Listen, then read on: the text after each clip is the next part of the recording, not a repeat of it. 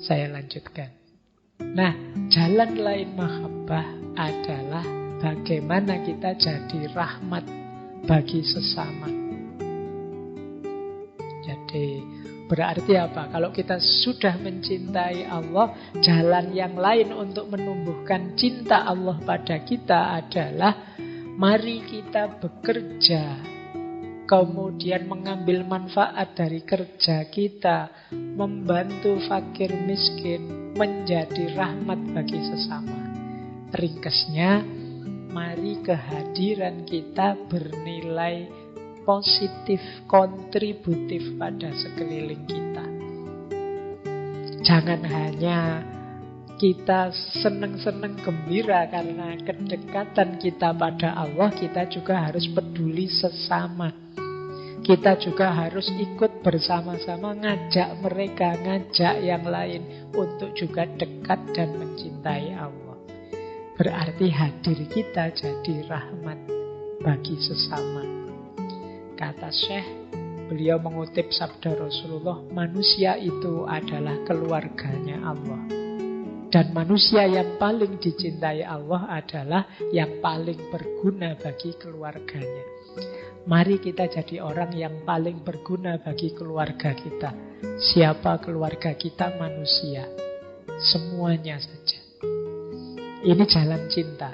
Jadi jalan untuk menumbuhkan cintanya Allah pada kita dan cinta kita kepada Allah. Nah, jalan yang lain adalah melakukan segalanya demi dan untuk Allah.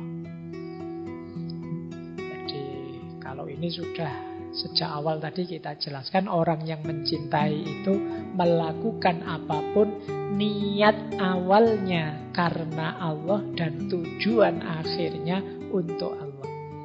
Mengapa aku melakukan ini? Karena aku tahu Allah ridho dengan yang aku lakukan ini dan tujuannya juga untuk Allah. Jadi dari Allah menuju Allah. Kemudian kita tambah satu lagi aspek hasilnya apa sih? Mahabbah itu menurut Syekh Abdul Qadir Jailani, buahnya mahabbah yang pertama, kalau ini efek ya, semacam dampaknya. Yang pertama adalah keselamatan. Di paragraf yang saya kutip itu, Syekh Abdul Qadir Jailani mengutip dua orang kekasihnya Allah. Yang pertama Nabi Ibrahim, yang kedua Nabi Musa. Nabi Ibrahim diselamatkan oleh Allah ketika Allah berfirman pada api, jadilah dingin dan menyelamatkan. Jadi orang yang mencintai Allah, dia akan selamat dari apinya dunia, dari terbakar oleh hawa nafsu duniawi. Dia juga sebagaimana Nabi Musa yang diselamatkan dari tenggelam oleh lautan.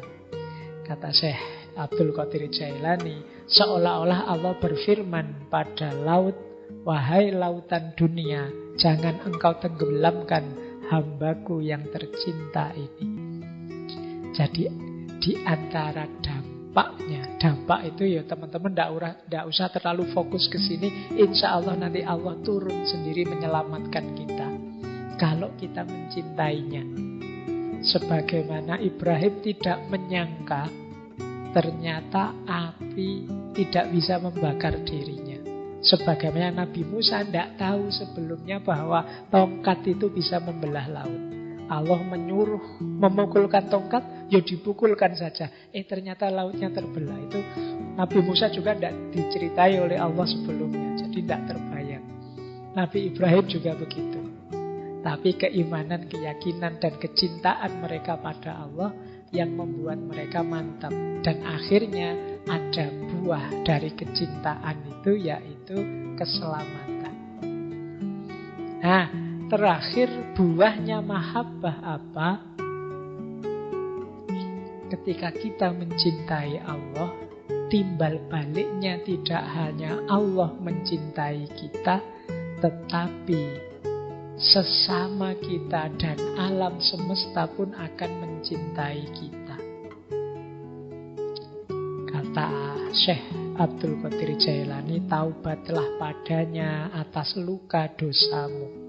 Mendekatlah padanya dengan menjalankan kewajiban dan menjauhi larangannya. Tinggalkan dosa-dosa lahir dan batin. Berbuat baiklah yang nyata, karena itulah yang bisa mengantarmu ke pintunya, mendekat padanya, lalu dia mencintaimu, dan cinta itu membuatmu bisa cinta pada sesama. Rasa cinta padanya akan membuahkan cinta pada sesama makhluk. Dan pada gilirannya, bila Allah dan semua malaikatnya mencintaimu, semua makhluk pun mencintaimu. Jadi ketika kita mencintai Allah, Allah mencintai kita. Semua makhluknya pun pada gilirannya akan mencintai kita. Meskipun nanti di kalimat terakhir Syekh Abdul Qadir Jailani menyebut kecuali orang-orang yang kufur, yang ingkar, dan orang-orang yang munafik, yang palsu.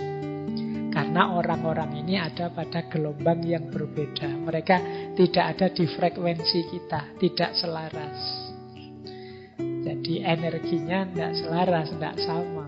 Makanya dia sulit. Mungkin orang-orang yang palsu, yang munafik tadi justru benci melihat kita dalam cinta.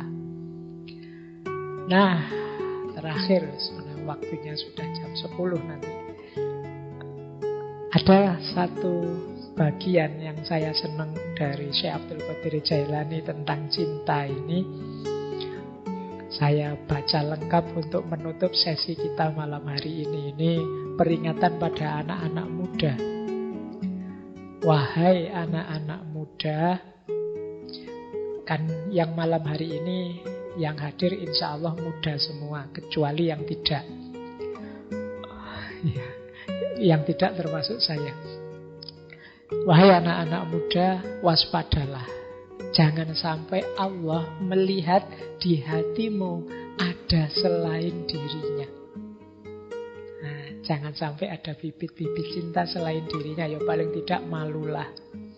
Waspadalah, jangan sampai Allah melihat di dalam hatimu ada rasa takut kepada selain dirinya.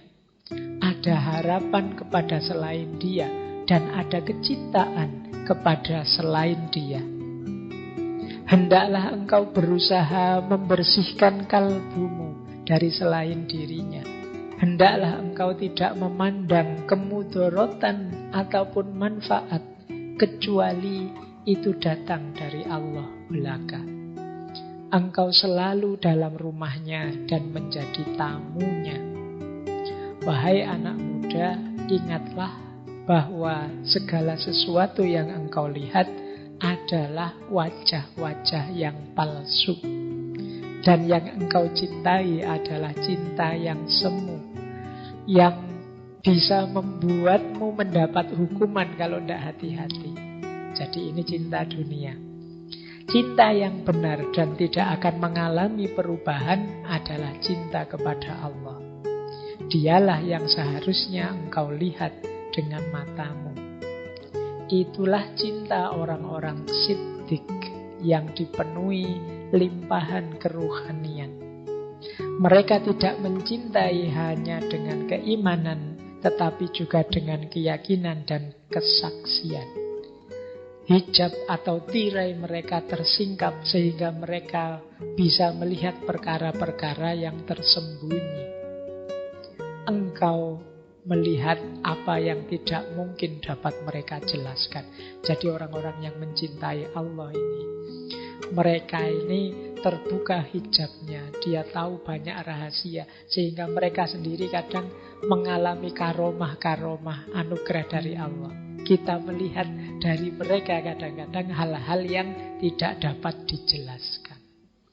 Semuanya anugerahnya Allah. Nah, ini nanti bagian boleh diulang-ulang oleh teman-teman, karena menurut saya ringkesan dari yang saya jelaskan kurang lebih 2 jam tadi ya bagian ini untuk cinta pada Allah.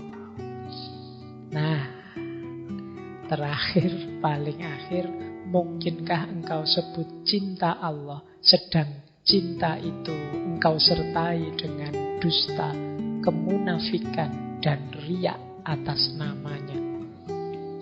Kalimat yang terakhir ini untuk kita hati-hati, yang akan merusak cinta 3 hal ini: dusta, kemunafikan, dan riya.